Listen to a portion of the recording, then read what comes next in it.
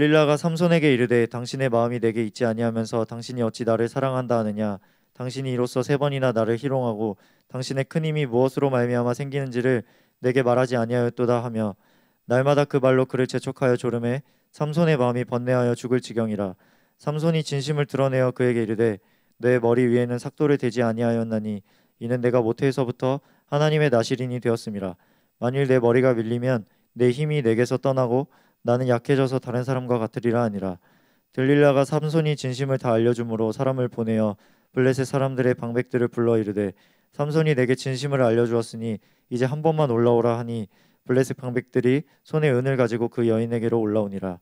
들릴라가 삼손에게 자기 무릎을 베고 자게 하고 사람을 불러 그의 머리털 7가닥을 밀고 괴롭게 하여 본즉 그의 힘이 없어졌더라. 들릴라가 이르되 삼손이여 블레셋 사람이 당신에게 들이닥쳤느니라 하니 삼손이 잠을 깨매 이르기를 내가 전과 같이 나가서 몸을 떨치리라 하였으나 여호와께서 이미 자기를 떠나신 줄을 깨닫지 못하였더라.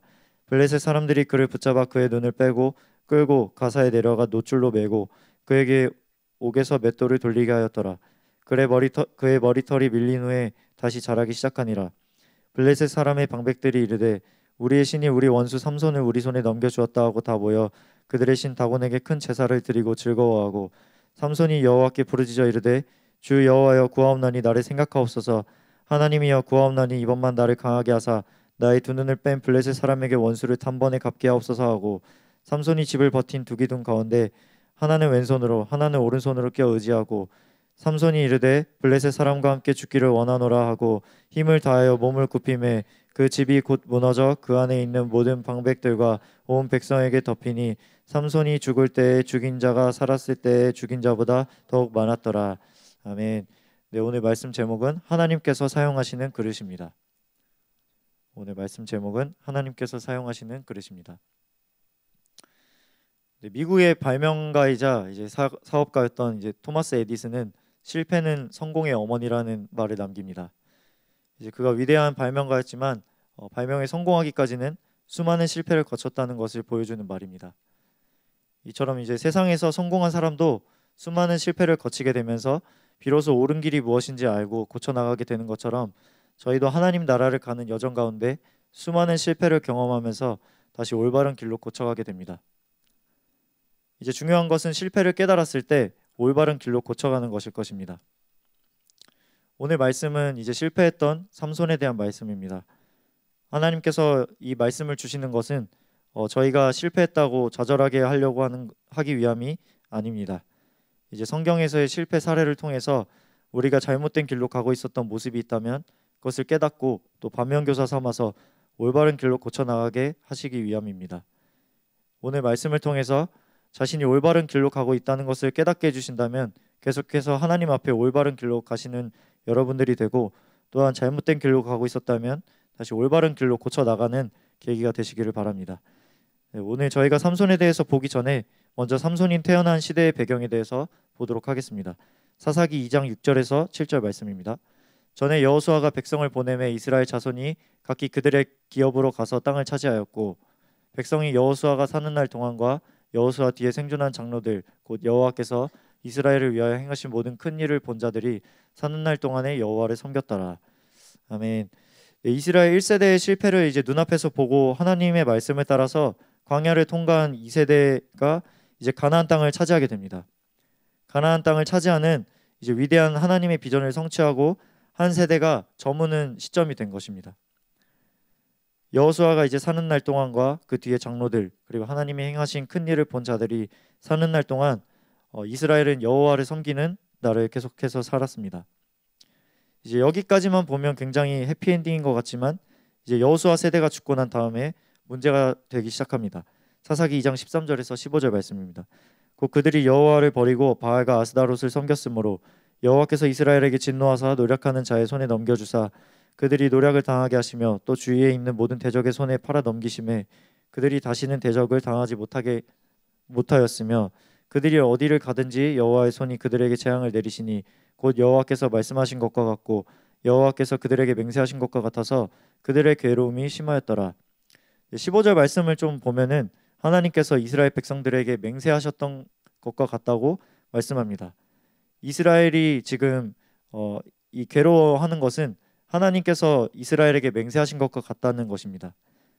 이것에 대해서 민수기 33장 50절에서 53절을 보겠습니다. 여리고 맞은편 요단 강가 모압 평지에서 여호와께서 모세에게 말씀하여 이르시되 이스라엘 자손에게 말하여 그들에게 이르라 너희가 요단강을 건너 가나안 땅에 들어가거든 그 땅의 원주민을 너희 앞에서 다 몰아내고 그 새긴 석상과 부어 만든 우상을 다 깨뜨리며 산당을 다 헐고 그 땅을 점령하여 거기 거주하라 내가 그 땅을 너희 소유로 너희에게 주었음이라. 하나님께서는 이제 모세 때 이미 이스라엘에게 가나안 땅을 주실 것을 약속하셨습니다. 그래서 가나안 땅에 들어가거든 이미 이들이 들어간 것처럼 말씀하십니다. 이미 가나안 땅은 하나님께서 이스라엘에게 주셨다는 것입니다.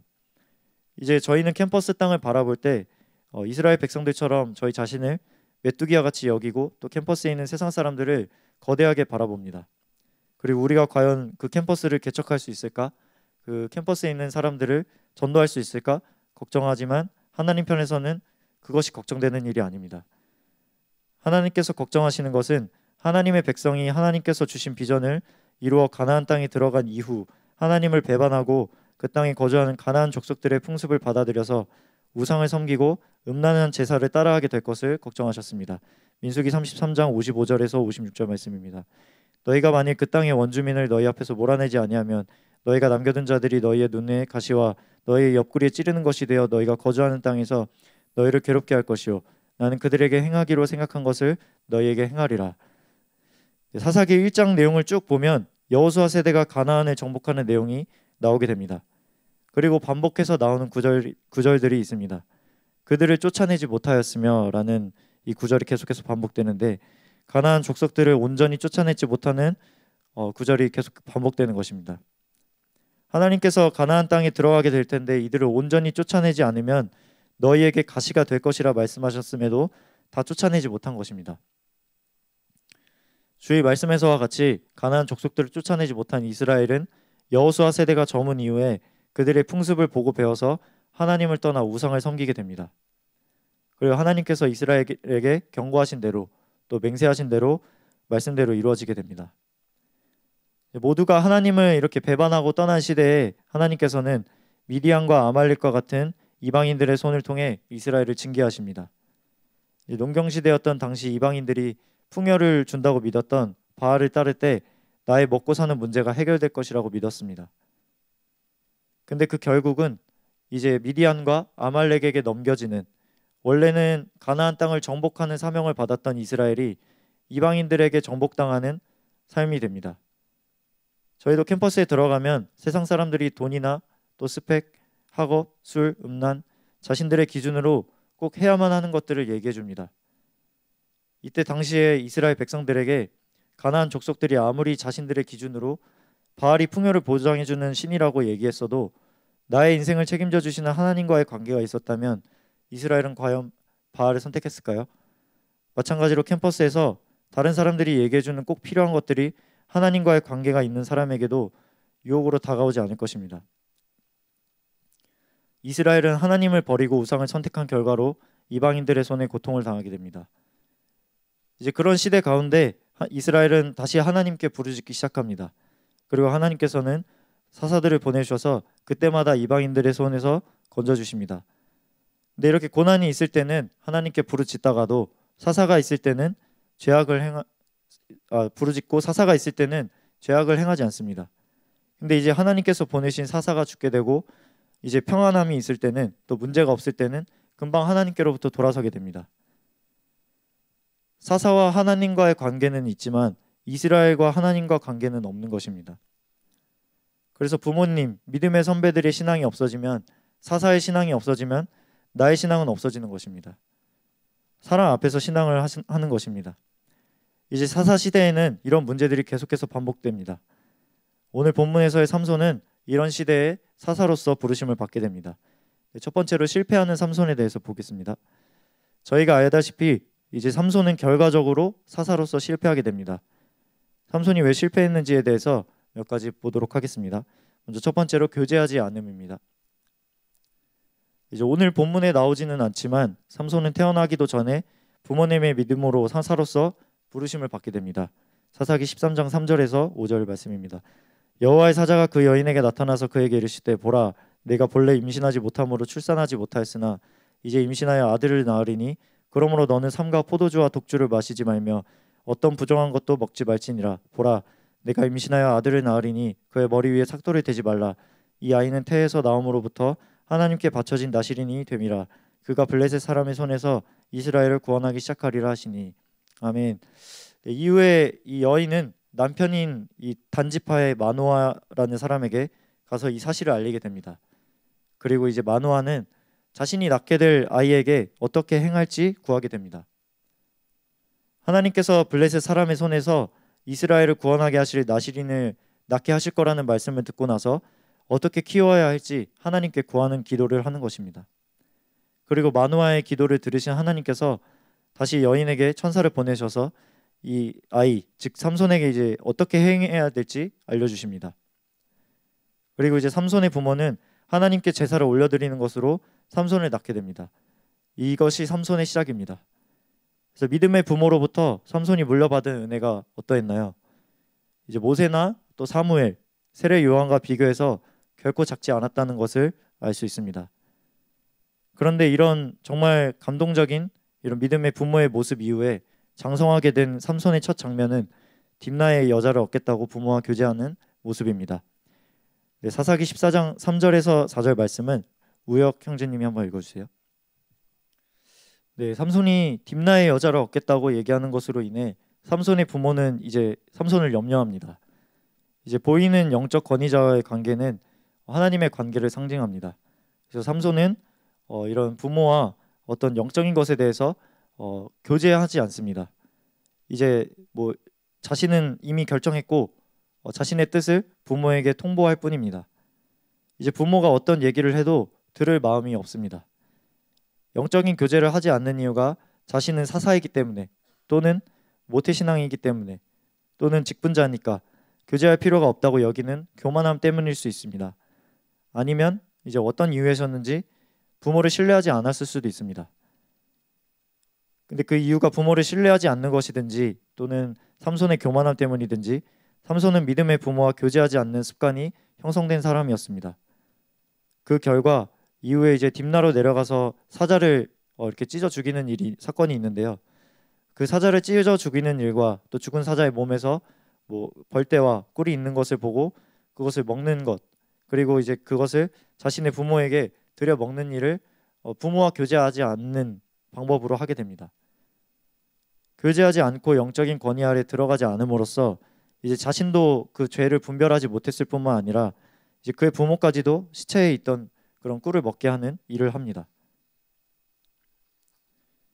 저희가 앞에서 본 것처럼 삼손의 부모가 믿음이 없는 사람이 아닙니다. 오히려 삼손에게 이런 거룩한 나시린으로서의 사명을 물려줄 수 있었던, 그리고 믿음을 물려줄 수 있었던 부모였습니다. 이런 영적 권위자나 또 목자, 믿음의 부모와도 교제하지 않는데 하나님과 교제한다는 것은 이제 속는 것일 것입니다. 하나님께서 최근 말씀을 통해서 계속해서 영적인 리더와 같은 영을 가진 사람이 쓰임받는 사람이 된다는 말씀을 주셨습니다. 이제 다윗의 통일 왕국에서 쓰임받았던 사람들은 갑자기 일어난 사람들이 아니라 광야에서 다윗과 함께 훈련받으면서 같은 영으로 연합한 그런 아둘람 사람들이었고, 출애굽했던 이스라엘 1세대 백성 중에 가나안 땅에 들어갔던 사람들은 여호수아와 갈렙은 이제 담대하라 말했을 때 모세가 그 말을 믿고 신뢰했던 그 모세와 한 영이 되었던 사람들이었습니다. 반대로 이제 오늘 삼손의 모습은 그의 믿음의 부모를 신뢰하지 않는, 영적인 권위자를 신뢰하지 않고 교제하지 않는 모습을 보입니다. 삼손의 모습을 통해서 저희들의 모습을 되돌아보기 원합니다. 이제 캠퍼스 전도를 시작하고 또 개강하기 직전의 상황에 있습니다. 신년에 이제 모두가 캠퍼스 개척을 위한 말씀과 부르심을 함께 받았습니다. 이때 하나님께서 각 개인에게 다른 능력과 은사, 부르심을 주시지만 혼자 그 땅을 차지하게 하지 않고 계속해서 하나 되어야 광야를 통과할 수 있다는 말씀을 주고 계심을 알 수 있습니다. 이제 캠퍼스라는 블레셋과의 영적 전투가 있는 곳, 그리고 광야의 시험이 있는 곳에서는 영적인 질서 아래서 한 영으로 연합되는 역사가 있어야 됩니다. 삼손과 같이 저희에게 허락하신 하나님의 영적 지도자와 함께 연합되지 않으면 이제 아무리 그 은사가 뛰어나고 부르심을 받았더라도 하나님께 쓰임 받을 수 없게 되는 것입니다. 두 번째로 시대의 죄와 타협함입니다. 두 번째로 삼손은 이제 그 시대의 죄와 타협하게 됩니다.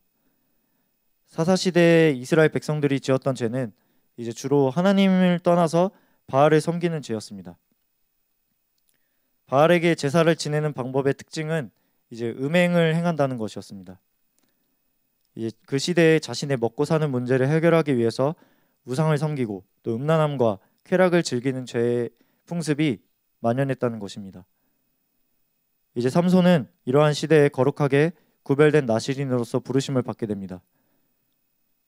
하나님께서 삼손의 부모에게 삼손을 나실인으로서 이스라엘을 블레셋의 손으로부터 구원하는 자로 쓰실 것인데 그 조건이 있었습니다. 사사기 13장 4절에서 5절 말씀을 제가 읽겠습니다.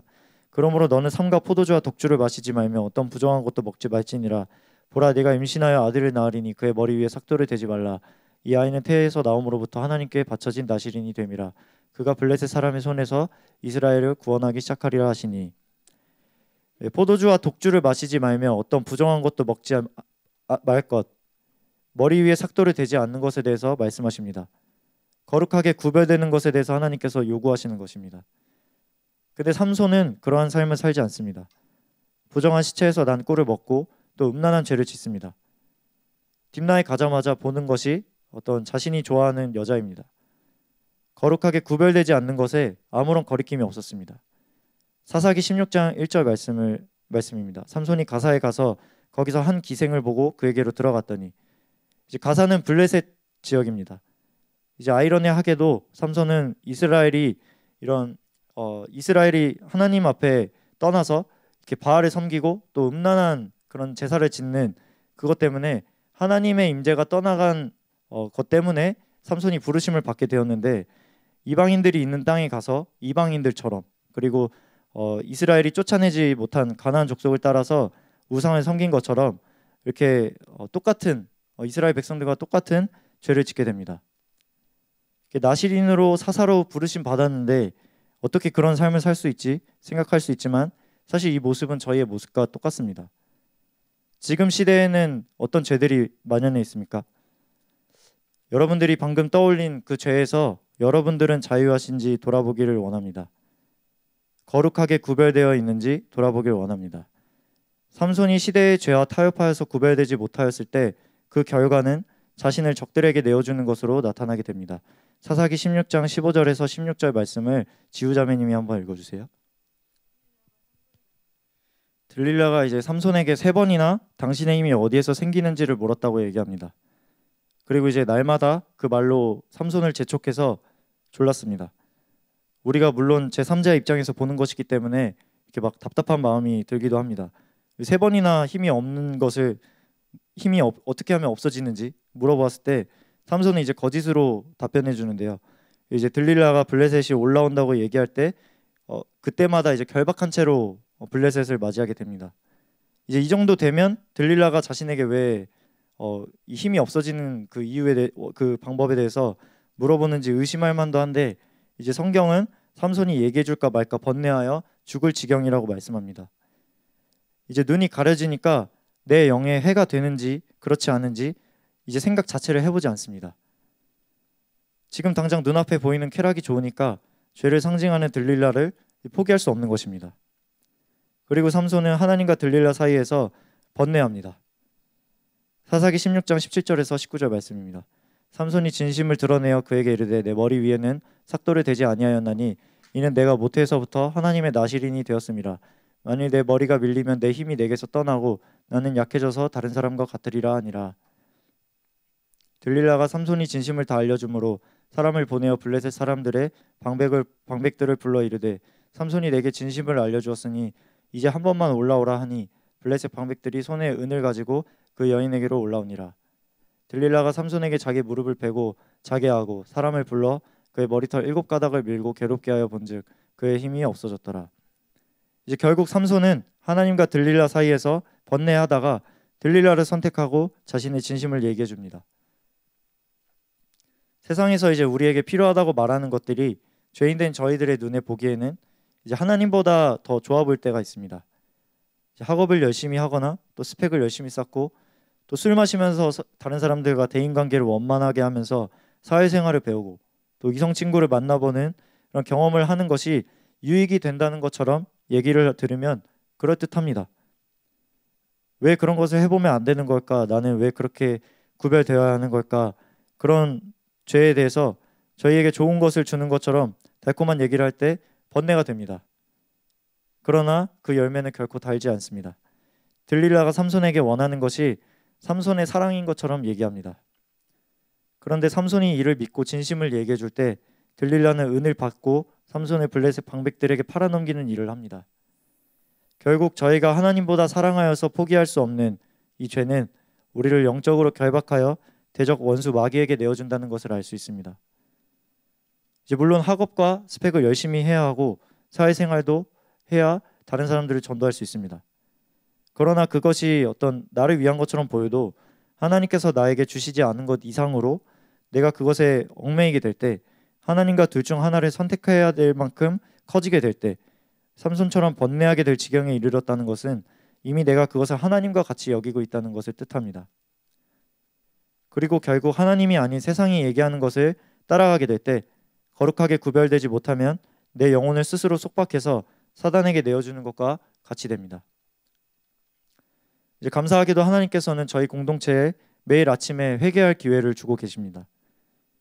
이제 이때 회개의 기회를 붙잡아야 할 줄 믿습니다. 캠퍼스에 가기 전에 캠퍼스에서 하나님께서 쓰시는 사람이 되고자 한다면 그 캠퍼스의 죄로부터 구별된 자가 되어야 된다고 몇 주간 요셉의 말씀을 통해서 선포되었습니다. 요셉이 하나님께서 아브라함에게 약속하신 대로 이스라엘을 애굽으로 인도하는 데 앞서갔던 자로서 또 총리가 되어서 하나님의 영광을 드러내는 자가 될 수 있었던 이유는 애굽에서의 죄들로부터 거룩하게 구별된 하나님 앞에 사는 사람이었기 때문입니다. 이제 개강이 정말 얼마 남지 않았는데요.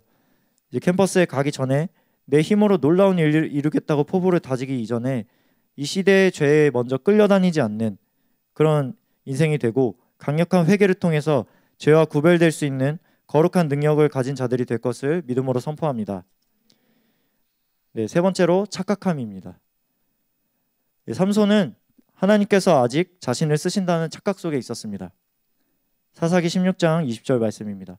들릴라가 이르되 삼손이여 블레셋 사람이 당신에게 들이닥쳤느니라 하니 삼손이 잠을 깨며 이르기를 내가 전과 같이 나가서 몸을 떨치리라 하였으나 여호와께서 이미 자기를 떠나신 줄을 깨닫지 못하였더라. 블레셋이 들이닥칠 때까지, 눈앞에 올 때까지 삼손은 들릴라의 품에서 잠을 자고 있습니다. 영적인 대적이 눈앞까지 왔는데 자신을 해치지 못할 거라고 생각합니다.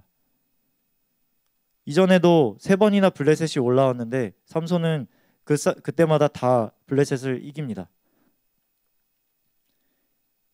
얼핏 보면 이것이 굉장한 믿음 같지만 교만한 거죠. 그래서 하나님 없이도 자신에게 있는 하나님께 받은 은사를 통해서 승리할 거라 자신하는 것입니다.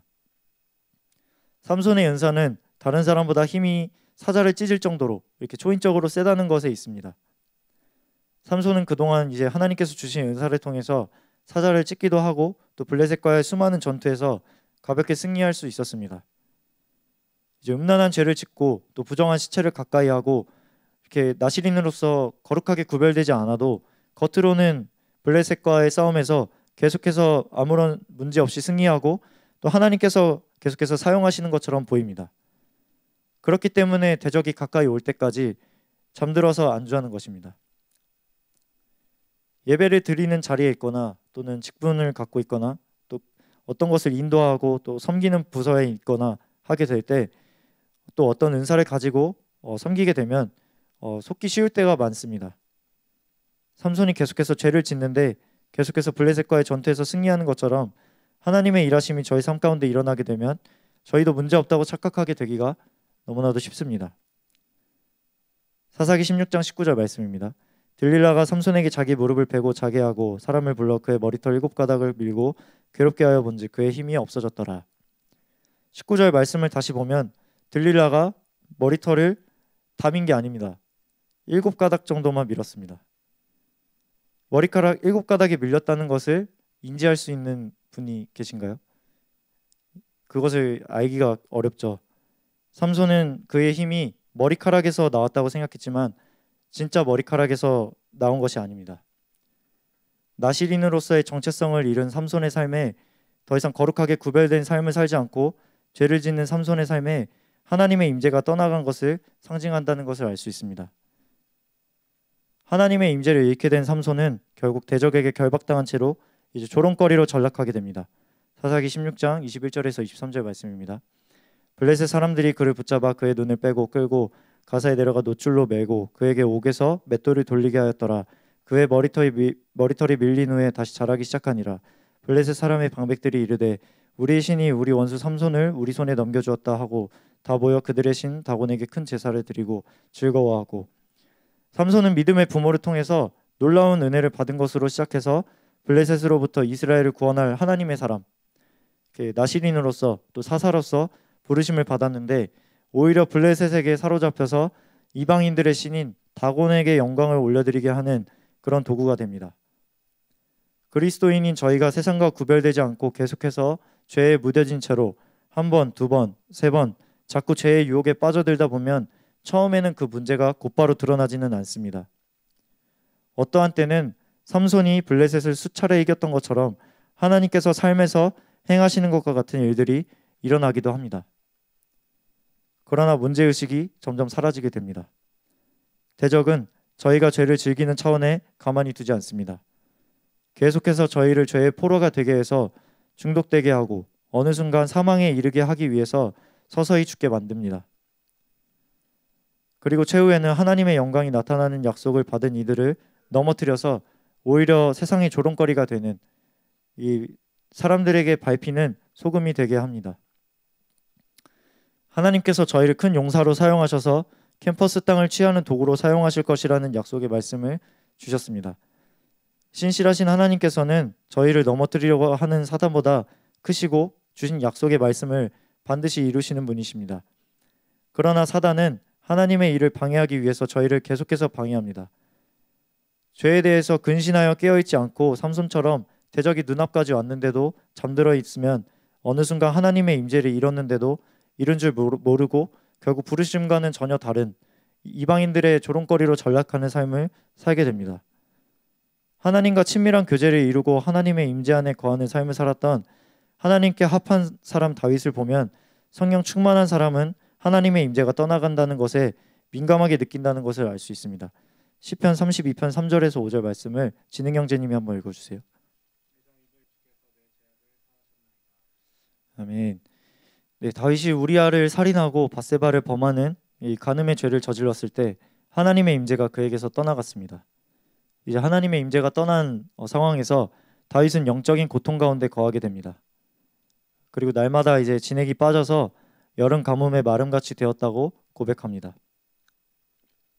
5절을 보면 주께 내 허물을 여호와께 자복하리라는 마음을 고백하는 것을 볼 수 있습니다.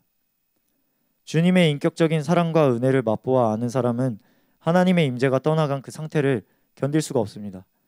그래서 상한 마음으로 회개의 자리로 나아가 다시금 이 하나님께서 죄악을 사하시는 것을 그 자리로 나아가게 됩니다. 반면에 삼손은 믿음의 부모님으로부터 믿음을 물려받고 나실인과 사사라는 그런 사명을 물려받은 이후에 한 번도 자신의 신앙에서 하나님과 교제했다는 구절이 나오지 않습니다. 하나님은커녕 믿음의 부모와도 자신의 죄에 대해서 고백하며 교제한 적이 없습니다. 근데 정말 무서운 것은 하나님께서 주신 은사로 말미암아서 블레셋과의 이 전투에서 매번 승리했다는 것입니다. 하나님 없이 가나안에 들어가지 않겠다고 고백했던 모세와는 다르게 하나님 없이도 계속 승리하니까 하나님께서 완전히 삼손을 떠나셨을 때조차 하나님이 그를 떠나셨다는 사실을 깨닫지 못합니다. 그래서 블레셋이 눈앞까지 들이닥쳤을 때 자신이 블레셋을 다시 떨치리라고 나가게 됩니다. 삼손이 이전에 하나님과 인격적인 교제를 해본 경험이 있었다면, 성령에 정말 민감한 사람이었다면 하나님의 임재가 떠나간 것을 모를 수 없었을 것입니다. 그리고 다윗과 같이 정말 이 회개의 자리로 정말 상한 심령으로 이 하나님 앞에 나아갈 수밖에 없었을 것입니다. 그러나 안타깝게도 삼손은 하나님과의 인격적으로 교제한 경험이 없었습니다. 여러분들은 캠퍼스에서 많은 일들을 이루고 캠퍼스 개척을 이루는 일을 하기 전에 이 시대의 죄들을 끊는 강력한 회개의 은혜를 경험하고 또 하나님과의 깊고 친밀한 교제와 또 임재 안에 거하는 형통함이 있으시기를 축복합니다. 네, 두 번째로는 다시 기회를 얻는 삼손입니다. 이렇게 죄악된 삼손의 모습을 보면 이제 저희들이었다면 바로 이렇게 버렸을 것입니다. 그런데 하나님께서는 이런 삼손에게도 다시 한번 기회를 주십니다. 하나님께서는 저희가 실패했을 때 가차없이 버리시는 분이 아니라 그래도 다시 기회를 주시기를 원하시고 하나님께서 약속하신 말씀을 저희를 통해 이루시기를 원하시는 분이십니다. 하나님께서 만일 저희를 공의로만 대하셨다면 지금까지 살아있는 사람은 없을 것입니다. 그러나 오늘 삼손의 실패를 반면교사 삼아서 저희를 오래 참으시는 신실하신 하나님 앞에 자세를 새롭게 할 때 하나님의 영광을 나타내는 그릇으로 쓰임받는 저희가 될 것을 믿음으로 선포합니다. 네, 첫 번째로 하나님의 임재가 회복됨입니다. 네, 그 첫 번째로 상한 마음을 가짐입니다. 네, 사사기 16장 28절 말씀을 송하자매님이 한번 읽어주세요. 네, 먼저 삼손은 상한 마음을 갖게 됩니다. 하나님께서 주신 능력으로 매번 이렇게 갖고 놀다시피 했던 블레셋 사람들 앞에서 이제는 삼손이 눈이 뽑히고 조롱을 당하는 처지가 됩니다. 하나님께서 함께 하시지 않으시니까 하나님의 영광을 나타내는 부르심을 받았지만 원수들의 조롱거리가 되는 삶이 되었습니다. 이런 상황을 통해서 삼손은 자존심이 상하고 또 마음이 낮아지게 되었을 것입니다. 그래서 그냥 사람들에게 무시당하고 조롱받아도 마음이 깨지게 되는데 그동안 자신이 이렇게 막 거의 갖고 놀다시피 해가지고 전투에서 이겼던 블레셋에게 조롱거리가 되니까 승리의 대상에게 오히려 붙잡혀서 재롱을 부려야 되는 상황이 되니까 마음이 상하게 되었습니다. 이제 무엇보다도 블레셋으로부터 이스라엘을 구원하는 그런 사사로서 나시린으로서의 그런 부르심을 받았는데 오히려 붙잡혀서 이방인들이 다곤을 찬양하는 소리를 들었을 때 더 그런 상한 심령이 들었을 것입니다. 또한 삼손은 실제로 두 눈이 빠져버렸습니다. 이제는 눈이 빠져서 앞을 볼 수 없게 되어서 더 이상 자신의 능력으로는 대적 한 사람과도 싸울 수 없는 상황이 되었습니다. 삼손이 딥나에 가든지 또 가사에 가든지 늘 눈으로 보았던 것은 이성이었습니다. 그런데 이제 눈이 뽑혀서 더 이상 볼 수 없게 되었습니다. 자신이 의지하던 하나님의 은사였던 힘을 빼앗기고 이제 눈이 빠졌을 때가 되어서야 죄를 짓지 않는 삶이 됩니다. 상한 마음을 가질 수 있는 환경에 계시다면 전적인 하나님의 은혜인 줄 믿습니다. 만일 삼손이 상한 마음을 가질 환경에 있지 않고 계속 승리만 했다면 하나님의 임재가 점점 사라져 가는데도 알지 못한 채로 영적인 사망에 이르게 되었을 것입니다.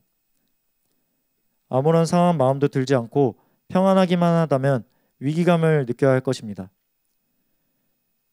여러분들은 삼손처럼 마지막까지 가서야 상한 마음을 갖게 되는 자들이 되지 않으시길 바랍니다. 하나님께서는 계속해서 저희를 캠퍼스에서 사용하는 그릇으로 사용하길 원하신다는 말씀을 주고 계십니다. 하나님의 마음은 삼손처럼 되지 않고 지금 환경에서 상한 마음을 갖기 원하시는 것입니다. 저희의 합당하게 사용될 수 없는 고질적인 문제들이 있습니다. 이에 대해서 상한 마음을 가져야 합니다. 나중에 하면 되지 이렇게 질질 끌게 되면 삼손처럼 결국에는 적들에게 사로잡혀서 죄와 중독에 사로잡히고 눈이 뽑혀 더 이상 아무것도 할 수 없는 상태가 되어서야 상한 마음을 갖게 됩니다. 저희들은 죄인들이기 때문에 기회가 수없이 주어져도 스스로 돌이킬 수 없습니다. 하나님의 말씀이 있을 때 하나님과 같은 마음을 품어서 죄에 대해 상한 마음을 품게 되는 축복이 있으시기를 축복합니다. 네, 두 번째로는 하나님께 부르짖음입니다. 네, 다시 사사기 16장 28절 말씀을 보면 삼손이 여호와께 부르짖어 이르되 주 여호와여 구하옵나니 나를 생각하옵소서. 하나님이여 구하옵나니 이번만 나를 강하게 하사 나의 두 눈을 뺀 블레셋 사람에게 원수를 단번에 갚게 하옵소서 하고, 삼손이 등장하는 성경 구절 중에 처음으로 하나님께 부르짖는 장면입니다. 그동안은 하나님께로부터 받은 은사였던 힘을 의지했고 또 이기는 삶을 살았습니다. 그리고 나시린의 상징인 긴 머리로 눈에 보이는 것으로 하나님의 임재가 자신에게 있을 것이라 여겼습니다. 그래서 하나님을 찾지 않았습니다. 그런데도 이기는 일을 계속해서 해냅니다. 그런데 이제는 블레셋 방백들에게 잡혀있는 상황이 되자 더 이상 하나님께서 자신과 함께하지 않으신다는 것을 깨닫게 됩니다. 저희의 마음은 간사해서 늘 고난과 어려움이 있을 때 내 능력으로 잘 되지 않아서 마음이 상해야만 하나님께 부르짖게 됩니다. 어떤 수능에 고난이 있었을 때, 또 시험 기간 학점을 잘 받아야 될 때, 그리고 취업을 해야 될 때 하나님을 찾고 좋은 결과를 얻게 되면 다시 돌아서게 됩니다. 하나님께서는 그럼에도 불구하고 부르짖는 삼손의 기도를 듣고 응답하십니다. 삼손의 아버지가 구할 때도 듣고 응답하셨던 하나님께서 삼손이 죄악 가운데 있다가도 돌이켜서 상한 마음으로 하나님께 부르짖을 때 하나님께서는 삼손의 기도에 응답하십니다. 하나님께서는 지금 저희에게도 이런 상한 마음으로 부르짖기를 원하십니다. 사사기 16장 22절 말씀을 다시 보겠습니다. 그의 머리털이 밀린 후에 다시 자라기 시작하니라. 네, 앞에 22절을 보면 그의 머리털이 다시 자라기 시작한다는 구절이 나오는데요. 하나님께서 그에게 다시 임재하시기 시작했다는 것을 상징합니다. 삼손이 상한 마음을 갖고 하나님께 부르짖기 전에 이미 하나님께서는 삼손에게 임재를 회복하시기 시작하신 것입니다. 그의 두 눈이 빠지고 죄를 짓는 삶을 멈추게 되었을 때 하나님께서 다시 임재하실 수 있는 그릇이 되기 시작합니다. 삼손 스스로 상한 마음을 갖고 부르짖을 수 있었던 게 아닙니다. 더욱 완고해져서 하나님을 원망하고 불평하는 사람이 있을 수도 있습니다. 이렇게 하나님 앞에 상한 마음을 갖고 부르짖을 수 있는 것은 하나님의 강권적인 은혜인 것입니다. 하나님의 임재를 회복해서 이 삼손과 같이 다시 한번 부르짖는 기도를 회복하게 될 때 하나님께서 응답하시는 그 기도를 다시 삶으로 경험하게 되는 여러분들이 되시길 바랍니다. 네, 마지막 두 번째로는 믿음대로 행함입니다. 사사기 16장 29절에서 30절 말씀을 찬희 형제님이 한번 읽어주세요. 아멘. 네, 삼손이 하나님께 부르짖고 나서 양쪽 기둥을 한 손씩 껴서 의지하고 힘을 다하여 몸을 굽히는 행동을 취합니다. 만일 삼손에게 힘이 다시 생겨났다는 어떤 믿음이 없었다면 기둥을 미는 행위를 도전하지 못했을 것입니다. 이제 부르짖는 것에 끝나고 이제 어제처럼 똑같이 블레셋 방백들 앞에 서서 이제 블레셋 방백들이 이렇게 재롱을 시킬 때 재롱 부리는 하루가 되었을 것입니다. 하나님의 임재가 회복된 사람에게는 하나님께 부르짖을 때 하나님께서 응답하실 것에 대한 또 하나님의 말씀에 대한 믿음이 생겨나게 됩니다. 이전에 내가 할 수 있는 차원의 것을 하는 정도가 아닙니다.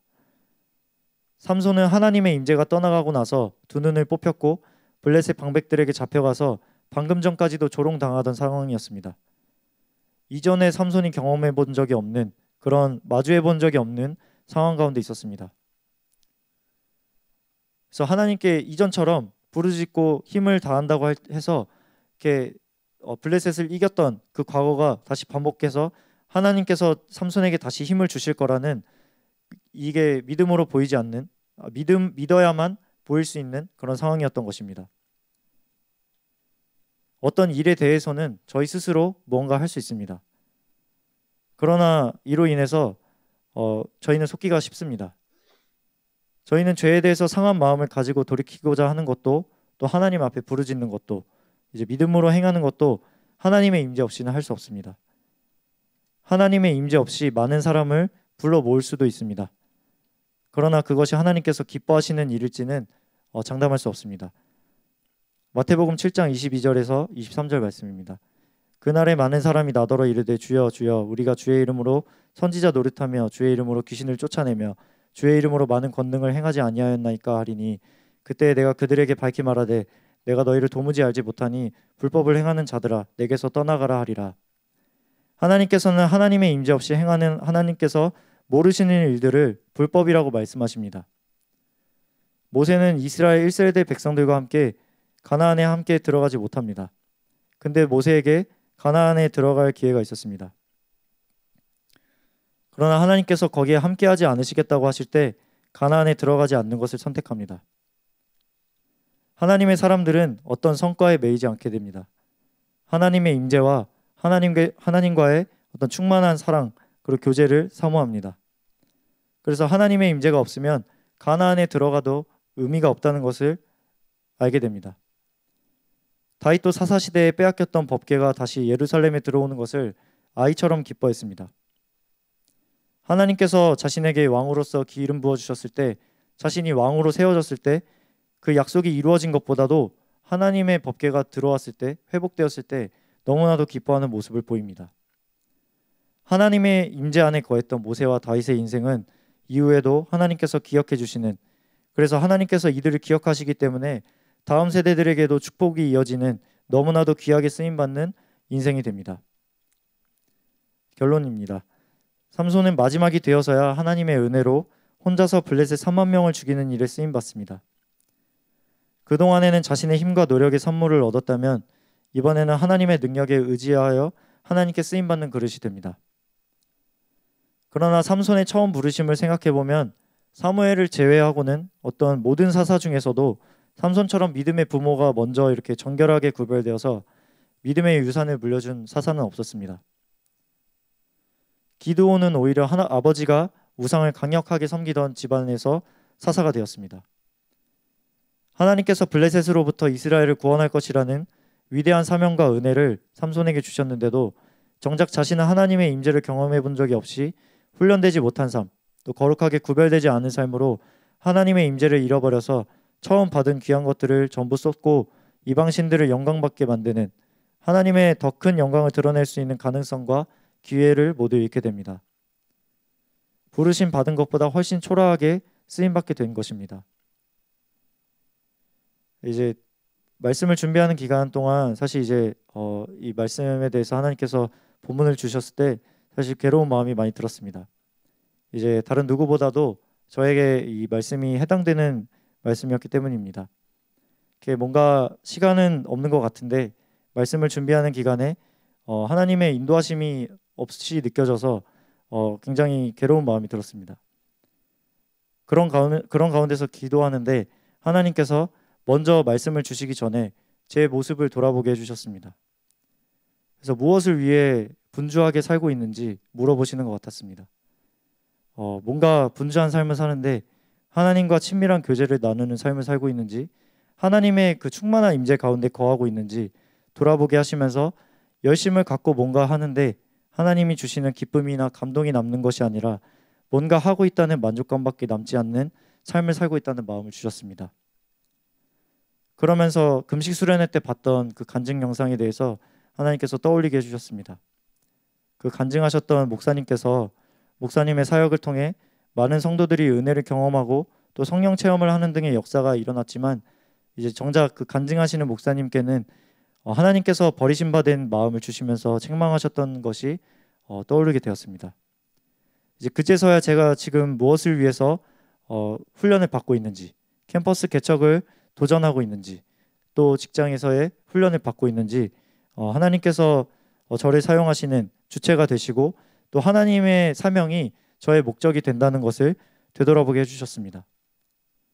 하나님께서 캠퍼스 개척에 대한 부르심과 말씀을 주셨기 때문에 그 말씀을 이루게 하실 수는 있지만 그 과정 가운데 하나님께서 함께 하시는지 아닐지에 대한 것은 전혀 생각하지 못하고 있었습니다. 세상과 구별되지 않아도 어떤 미디어가 주는 세상 가치관, 그리고 음란함, 돈과 야망, 이런 것들을 위해 살아도 하나님 나라를 위해 사는 삶을 사는 것 같으니까 뭔가 당연하게 하나님께서 나와 함께 하시고 하나님께서 가나안 땅을 취하게 하실 거라는 착각 속에 있었습니다. 그리고 말씀을 준비하는 가운데 하나님께서 말씀을 어떤 잘 전하는 일에, 그리고 캠퍼스를 개척하는 일에 크게 쓰이는 사람이 되기 이전에 하나님의 마음을 품은 정결한 그릇이 되게 해주시도록 기도의 내용이 바뀌게 해주시는 것을 경험하게 되었습니다. 그리고 기도 내용이 바뀌면서 이전에 하나님께서 나에게 얼마나 큰 사랑을 베풀고 또 임재하셨는지, 아직도 저와 그러한 관계를 원하시고 또 교제를 원하시는 하나님의 마음에 대한 감동이 밀려오게 되었습니다. 2023년 2월 23일 지금 하나님께서는 저희를 캠퍼스에서 사용하기 원하셔서 말씀을 주신 줄 믿습니다. 여호와께서 함께 하시면 광야의 시험을 통과하여 그 땅을 차지하고 캠퍼스를 정복하는 큰 용사가 될 수 있습니다. 그러나 이것은 하나님의 임재가 있을 때 가능합니다. 당장 눈앞의 것을 포기할 수 없어서 작은 것을 위해 큰 것을 희생하는, 하나님의 임재를 포기하는 작게 쓰임받는 인생이 되시겠습니까? 그래도 삼손은 마지막에 하나님의 임재가 회복되는 은혜를 받았지만 그것을 저희 마음대로 장담할 수 있는 것이 아닙니다. 말 그대로 하나님이 주권적으로 주시는 은혜이기 때문입니다. 어떤 그러한 도박을 하기 전에 하나님께 쓰임받는 그릇으로 이에 즉시 지금 말씀이 주어질 때 결단하는 여러분들이 되시기를 축복합니다. 신앙은 단기 레이스가 아닙니다. 삼손처럼 지금 당장 눈앞의 것만 보고 서둘러 달려가게 되면 내 옆에 붙여주신 앞서 믿음의 시험을 통과한 또는 통과하고 있는 나의 목자, 영적 권위자와 교제하고 영적 분별력을 가질 기회를 잃게 됩니다. 또한 지금 당장의 성과를 얻을 수는 있겠지만 그것으로 인해서 하나님께서 나와 함께 하신다는 착각 속에 빠질 수 있습니다. 이제 현대사회는 매우 빨라야 쫓아갈 수 있는 시대입니다.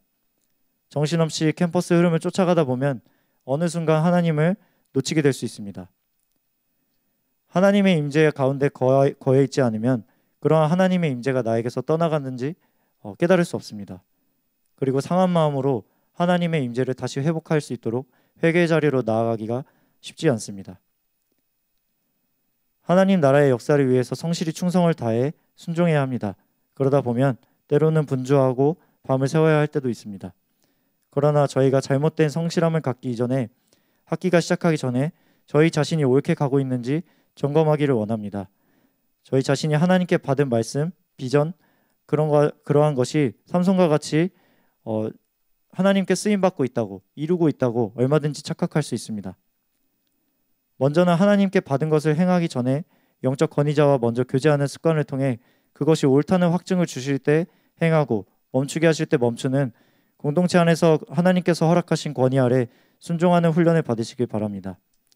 또한 특별히 삼손에게는 그것이 음란이었는데 지금 내 삶이 이 시대에 만연해 있는 죄에 타협하고 있지는 않은지, 내 삶이 정결한지, 무엇보다 가장 중요한 것은 하나님의 임재가 내 안에 있는지 점검해 보시길 바랍니다. 옳은 방향으로 가고 있으신 분들은 그대로 직진 코스로 가시는 기회로 삼으시고, 잘못된 방향으로 가고 있으셨던 분들은 삼손과 같이 뒤늦게 돌이키는 것이 아니라 이에 즉시 결단하여 하나님께서 계획하신 대로 놀랍게 쓰임 받으시길 바랍니다. 하나님께서는 지금도 여러분들과 친밀한 교제를 하길 원하시고 지금도 그 자리에서 동일하게 기다리고 계십니다. 오늘 예배를 통하여서 말씀을 통하여서 한 주간 캠퍼스에 나아가기 전에 하나님의 임재와 또 하나님과의 친밀한 교제를 회복하시는 여러분들이 되실 것을 믿음으로 선포합니다.